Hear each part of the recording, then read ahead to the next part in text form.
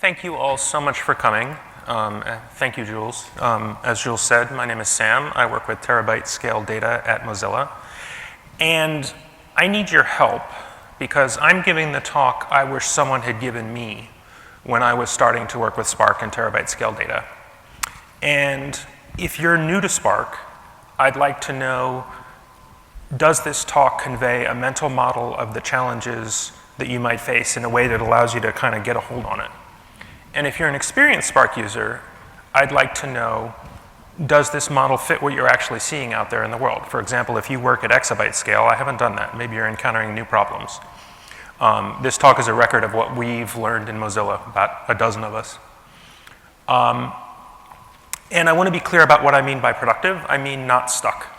I'm not going to try and teach you a trick to make you 5% faster with one particular statistical operation. I'm going to try and save you a day spent pulling your hair out, which my colleagues and I have lost quite a few days that way. And again, we're going to be very specific about what we're talking about here. So here's a specific model for normal coding. I have a little 2-line PowerPoint compatible extract and transform routine. I have unit tests. I ship everything because everything works great. And production data makes us all so happy. I hit a problem. And I'm going to debug it by observing the program state. I drop in print statements before the line that blew up. I inspect the values of my variables, and I see, aha, a null snuck in, a none object snuck in production data. I didn't know that that field could be none. Now I know, and I can fix it. To see the problem is to be able to fix it. So what did we just do?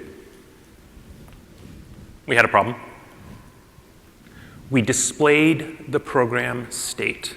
That seems obvious, but that's going to change. Because we observed the program state, we were able to identify the problem because we're programmers. That's the core of our skill. And as Brian Kernighan wrote in 1999, if you see what the problem is, you're pretty much there for a fix, like almost all the time. Kernighan worked with these gentlemen. These gentlemen are, everyone in this room owes a great debt to the creators of Unix and C, even if you don't use C directly or Unix. And that's their giant computer behind them. It holds kilobytes and kilobytes of resources inside it. And they didn't use these wimpy high-resolution displays like us. No. If they wanted to print, there was paper involved. And that's why you see those big rolls of paper. They were pretty impressive fellows. When you're using Python, you are closer in time to when that picture was taken than to today. And you're also using a tool whose design goal was to be a better Unix shell in part for programming, right? Those of you familiar with the history of Python will know that. And it's only 8 short years back from when this picture was taken to the Lisp REPL. Try out a little code interactively, have the interpreter evaluate it, and print the result back, which has been an extraordinarily durable tool that we still rely on in alternate forms today. And actually, I've been able to trace this back to 5 years after the invention, the first electronic stored program computers were turned on. At the bottom there, if you are sitting close up or have excellent eyesight, you can see the beginning of printf debugging described. But we live in a modern world, and we don't just have these old shells. We have stateful interpreters in these wonderful notebooks, thanks to Fernando Perez and his colleagues, and probably a few of these in this room. And they allow me to make the same mistakes, except statefully in a web page, and I'm being a little bit facetious. They're wonderful, and we all know they're wonderful. We rely on them. But what they're doing, I assume most of you know, is they're just accepting strings for me and then forwarding those strings to the same thing you see on the left. That itself has a heritage going back to at least 1970 or 1962. And so, in summary, we've been coding it one way for over half a century. Here's another picture of a notebook. And this looks just like the previous notebook, but there is a radically new thing happening here.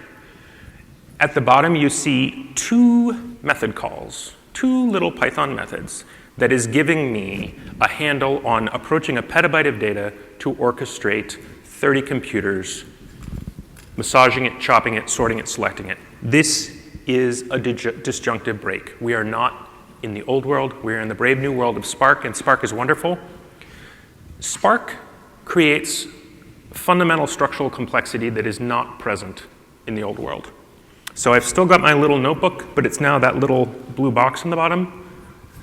And it's still forwarding to a Python interpreter, but it's doing so over an SSH tunnel into my cloud provider of choice. And the Python process, which is listening to my notebook commands, is now merely a child of a large multi-node framework, which itself is spinning up more Python children. And those of you who are familiar with Spark internals will know that this diagram does not nearly do justice to the complexity of what's really going on back there. And then, I forgot one little detail. So S3, which I tried to draw as kind of a giant sun on the side there, S3 is truly enormous in scale, or whatever your cloud provider is. And it's important to remember that our brains can't actually do scale. Like, we can neither represent it nor truly understand it. So this is a wonderful image. The first two panels are the planets of our solar system, and it's an attempt to scientifically to show us the science behind the size of stars. Look at panel 4, where the tiny dot on the left is a star that is much larger than the sun, that has been reduced to a few pixels, and it's absolutely dwarfed by Aldebaran. And then in panel 5, Aldebaran is now the tiny dot, and it's absolutely dwarfed by Betelgeuse. The point is that as marvelous as this image is, it's also kind of an admission of defeat as an infographic, right? So it's not anybody's fault that we can't do this. We just can't. We can't show giga anything or tera anything in any coherent way that truly expresses orders of magnitude shifts in a way that our little minds handle. And one challenge we have there is that when we're executing Python statements like here, so that's a Python statement, SQL context.read, and then chain to another one, .parquet. That's fine. But I'm not really binding a variable the way we were in the past century, right? What I've got instead, it's technically a Python object, but what I've really got is something much more like a message center, like a microphone that I can shout into and hope my message reaches the cluster and hope the cluster follows my command correctly, right? Now, it's a marvelously powerful microphone. And here I am, just with a couple lines, using this where pseudo-statement to grab 54 billion rows, and the 30 nodes behind this is orchestrating them, getting them all set up for me. And that's wonderful. But again, where is taken from SQL. And even though it, in Python terms, has procedural semantics, under the hood, it has declarative semantics, right? It's going into Spark, it's going into Catalyst, and procedures are happening out there, but they're disjunctively different from what I'm typing. And that can lead to puzzles. So I showed you earlier a slide which said there were 3 categories of funny things into which I can lump most problems. This is the everything worked but nothing makes sense category, which those of you who have done data analysis may be familiar with. So I have 54 billion rows in the last week, but I know that I've got about a year of data in main summary. Something's wrong. I'm confused. Oh well, it's out there in the cloud. I can't possibly understand it. Let's get some work done. We have a project called E10S. We do experiments in our beta channel, and I want to grab some data for that. So here's this method take that Spark provides that allows us to bridge the 2 worlds, the new world and the old world. This says go out to the cloud and get me some data and bring it back locally so I can code old style with it, right? So let's do some taking. Sadly, in order to get to the old world, I need to know what I'm doing in the new world, and apparently I don't. I'm stuck. And one thing about distributed big data computing is the tracebacks themselves start to approach distributed big data. And reading them is a bit of an art, but it's an art we all develop. And at the bottom, I see this, at the inner line of the stack. I see this, and that kind of reminds me of something, right? So we just saw this. So maybe I know what I'm doing here. Maybe I can fix this by testing for none, just the way I did before. So in case I was a little quick there. It's the same problem, right? I'm treating a none object as a string because I didn't anticipate a null in that field. We all love null, right? So I'll convert my lambda to a function and pass it in to the cluster, and hey, it works. Great. So These toy examples are toys so that you can see the structure of what's going on. I did not do what Ritchie and Thompson did. I did not display the program state by print debugging. Instead, something else happened. I'll leave you hanging there for a second. Let's look at this one. So I was totally baffled by this, but I've learned about take, so let's try take on it. So I'm going to take 10 objects, and in cell 9, I'm going to print out their date values, and then in cell 10, I'm going to look at the thing I was using for my where clause, and look, the formatting's different. How interesting. And when I fix the formatting, because network engineers hate wasting 2 bytes on hyphens in each of 10 to the 12th or so rows, I fixed the formatting, and now we're down to 2 billion rows, which makes sense. So stop and ask yourself, why did take help me fix that? Right, I'm doing a little printing here, but I'm not printing the whole program state. No way. So in the first example, the traceback brought me the problem and put it right in front of my nose so that even a distractible fellow like me could figure it out. In the second case, I called take, which gives me no control over which rows come back, but it so happened that the problem was in every row, so I kind of lucked out, right? And most people figure out these debugging methods when they're working with Spark pretty quickly. However, I want to stress that there's structurally something different. What's going on is not that you're observing the program state. Instead, you're localizing the problem state and displaying it and making it observable. And that is one part of what I want to argue is the core technique that my colleagues and I use to get through our workday. And I'm asking you to evaluate this against your own experience if you have Spark experience. And if you don't have Spark experience, I'm asking you to evaluate this against what the heck is he talking about and is he making sense? So there they are, the problem states localized and observed in cells 9 and 10 and in the little traceback above. But all right, we're not just coders, we're engineers, darn it. So let's do some engineering. Let's put our fix in a module, DRY and all that. And engineering is a complex multi-step process. We need to write tests. And it's hard to find a PowerPoint compatible unit test framework, but I was able to overload the Python equality operator and my test pass. So let's see if it goes any better this time. Sadly, no. My engineering skills need upgrading. My code broke. And I want to show you, it works here, right? But then I distribute it in the first executable line of cell 20, calling sc.parallelize, and it breaks. And when I read the long traceback at the bottom, there's an import error, which is nuts, right? Because we saw that importing works. But the line above it is a clue. It's talking about pickle, which is Python's serialization format, and that's reminding me that, oh, right. If I want my code to work on all those Python workers in the top and right node, then I have to have set things up, or else I have to dynamically send my module out there, and I forgot to do that. So what's the point of this example? Number one, we've discovered another root cause of problems. If your cluster is in a heterogeneous state, your code's not going to execute homogeneously.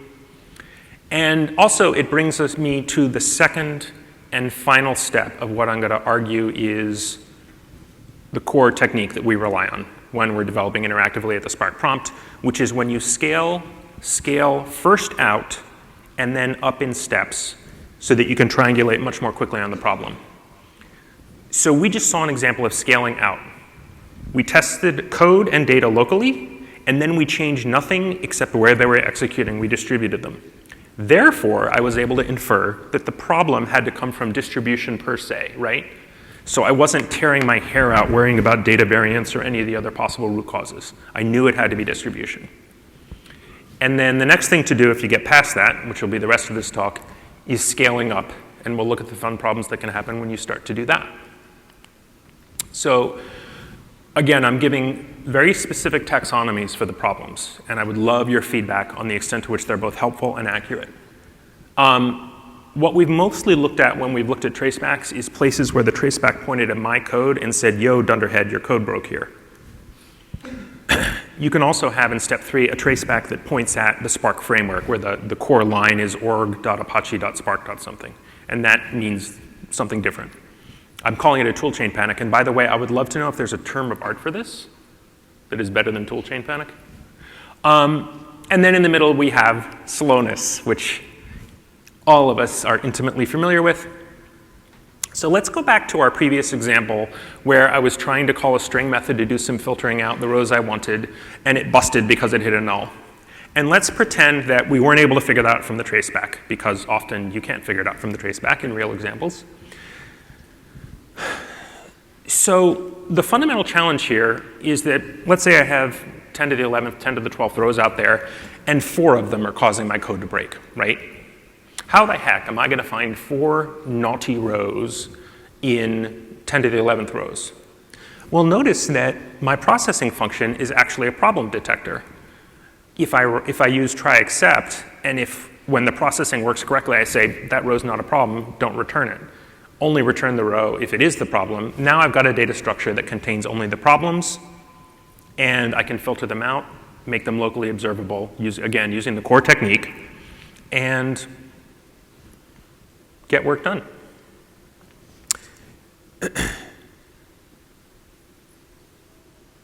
So now we're changing topics slightly. So we saw earlier, you'll recall, that I tried to grab a week of data, and on my first try, I missed horribly because I got the date formatting wrong. But there was no error. There was just a puzzling, from my perspective, there was no error. There was just a puzzling result, right? There was an underlying mistake I'd made, but it didn't result in breakage. So this is a real ETL routine, and don't try to read it. Instead, because Python white space is syntactically significant, just count the number of indentations, right? Those are control flow points, conditionals, try excepts, branches, or return statements. And those of you who are familiar with cyclomatic complexity, which is a term of art in software engineering, will know that once you get about 10 in a routine, the odds that the routine has a bug in it start to increase significantly. And also notice that this is making a little state machine that is running when the top level function is being called. And the state machine is going to, on a given set of data, going to follow one path. There's going to be one path of the control flow graph that gets executed, right? And I have some mental image as that is executed billions of times. If you imagine those control flow graphs being stacked up on top of each other, one after the other, I have some mental image of which are going to be the hot paths and which are going to be the really cool, rarely executed paths. And I'm visualizing something intricate and at enormous scale. And I don't know about your brain, but I'm basically incompetent at that. So the odds that, yeah, my control flow graph executed 10 to the 11th times, and because it was full of try excepts to handle all the data variance that we might see out there, nothing broke. But the results, how do I know if I really know what they're saying? Are they telling me my data's weird? Or are they just telling me that my control flow graph is set up in a way that misapprehends the nature of the data, in particular the distribution of the data? So here's a readable toy example where I'm assuming in this inner process function that nulls are very rare in this field. And so I just throw them away, whatever. But it turns out the nulls are common. I can notice that that's the problem. And obviously, in the real world, Spark has APIs for coping with this. I'm using nulls because they're PowerPoint compatible for example purposes. Spark has these wonderful accumulator objects, which are global counters, global atomic counters. And so if my control flow graph is executing 10 to the 11th time, I can drop an accumulator on the edges of that graph at the specific places where there's a nesting and get a sense of the overall heat map of the control flow graph at scale, and that now enables me to get my mental model of what's going on in sync with my local model. And again, notice I'm localizing the problem. I'm going to print my counters. I'm going out in a cluster, figuring out how to define the problem state, localizing and bringing it back and looking at it. Okay, for slowness, I'm going to argue that there are 2 root causes we haven't seen before. One is some form of exponential behavior, and then just a catch-all, where if you don't have any other problem and things are slow, define it as you need more hardware. Reallocation is a fundamental tool, and the most common case I see hang up new Spark folks is when you're counting uniques, right? almost everybody has to count uniques. Let's say you've got a busy website, you've got billions and billions of lines in your log files, and you want to go through and extract cookie values from headers and see how many people are actually, is it one bot hammering your site, or is it lots of people? Repartition and sort within partitions, the second line in this, or second to last line here, is your friend. It tells Spark to localize your data on a per node basis, and it also sorts it for you so the counting heuristics are extremely fast. This is a simple, straightforward technique, but in practice it's extremely useful. There are more sophisticated issues with allocation, data skew and all that. I'm not going to cover them, but if you think of it as a category that you need to investigate, that's the mental model I'm trying to transfer. Oh, I'm sorry, somebody was taking a picture. Yeah, this is production code, and it's free software. Woohoo! So those of us who took computer science will know that exponential algorithms get a very bad rap, right? Professors with mathematics backgrounds hate them. If your processing function is associative, meaning you can divide your data, I argue that it's a matter of perspective. You stand here, you watch your data growing linearly, you see your runtime increasing exponentially, and you frown, because it makes you very sad to have very slow runtime. But if you turn around, you decrease your runtime data size linearly, you get an exponential speed up. So it's all a matter of perspective, right? As long as your processing function is associative, I'm not going to define associativity, but that is a core technique for making things go faster, practical things. Speaking of core knowledge, this slide is my attempt to compress an undergraduate minors in statistics into a single PowerPoint slide. It is extremely lossy compression. If you look at state 2, that's when statistics is a powerful tool that brings you knowledge. And if you look at point 3, that is when statistics is a powerful tool that brings you nonsense. There are obviously caricatures. My point would be that the many wonderful statistical functions built into Spark are tools requiring some knowledge to use. Finally, if you can't figure out you're doing anything wrong, you can throw hardware at the problem or use Spark. I guess use Databricks autoscaling. Now we know this slide would have been unnecessary if I'd had a preview of that keynote. One more small detail. Toolchain panics, which again, if anybody knows a term of art for this, please shout it out or come up to me afterwards. Just look at the namespace. Once you've read the traceback and you've come back to the core line, just look at the namespace of the core error. If it's something to do with Spark or Apache, it's probably not your code. When your toolchain has panicked, you might need to figure out if it's actually dead or just resting. So check the edges using the Spark console and all that. And then once you've got a working cluster, you need to lighten the load via one of the techniques we've already looked at. So here's my challenge to you, and you do not need to be kind graders. I'd much rather have harsh but fair D pluses than happy-go-lucky gentlemen's B pluses. Does this slide give you an effective mental model for thinking about the challenges involved in distributing computing at scale? That's my question to y'all.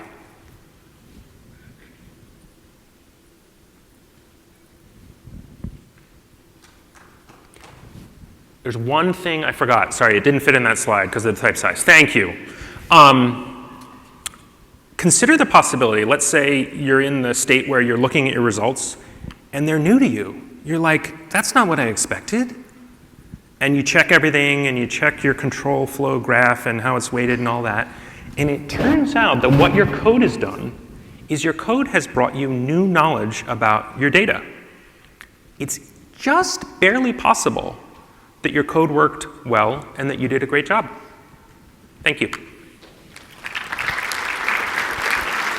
Thank you, Sam.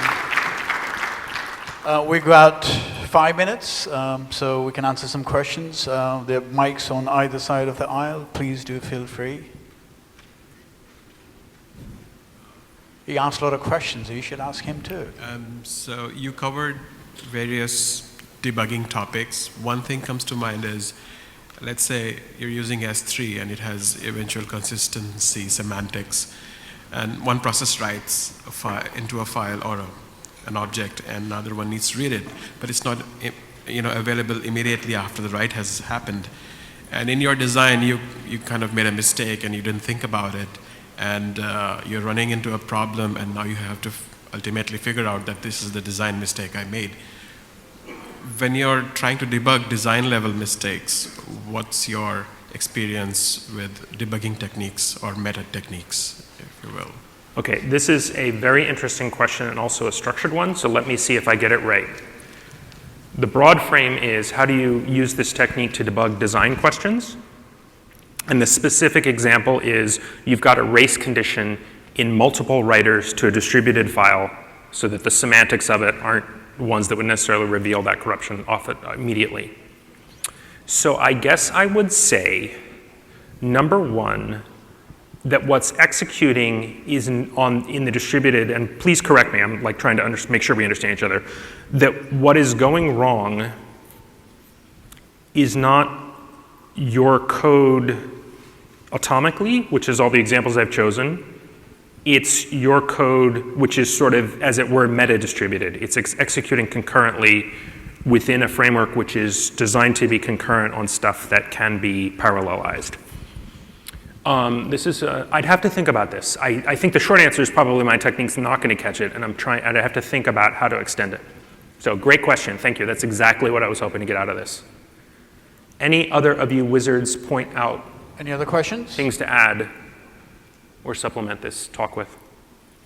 Well, if not, then give a big hand to Penrose. I have one comment to make. Hello? Yeah, go ahead. Yeah, so I have one comment to make that a lot of these techniques that you described, a lot of us as developers and programmers, discovered them or, learned from our colleagues. But I see also in particular in Spark context, I also see potential for tools that can very quickly, instead of you going through a big list of, So the question is there a potential here for tools which can turn my PowerPoint unexecutable mental model into something actually useful? And the answer is A, yes. B, I'm working on one. No, it's not on GitHub yet. I'll be talking about it at Scientific Python if I can get it working. And if you follow me on GitHub or just grab one of those things, shoot me an email. I will loop you in. And finally, I will hang out right outside the door. I would love to talk to y'all. I would love feedback, particularly constructive criticism about this talk. Thank you. Thank you so much for the support.